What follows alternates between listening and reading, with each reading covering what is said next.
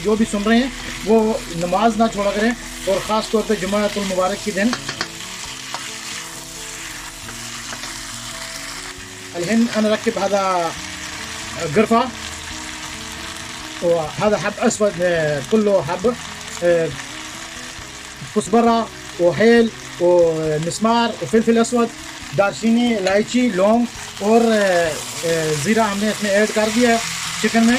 अभी इसको रोस्ट करेंगे तकरीबन 5 से 10 मिनट के लिए, फिर इसके ऊपर टमाटर डाल देंगे। आधा बहरात बिरयानी, ये जो है बिरयानी मसाला है मेहरान का, ये हमने डाल दिया है। इसके ऊपर अभी हम टमाटर डालेंगे।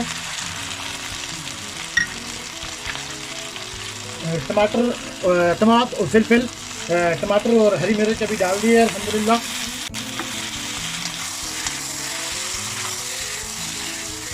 होता है 5 दकीका, अभी इसको 5 मिनट हम बंद करेंगे।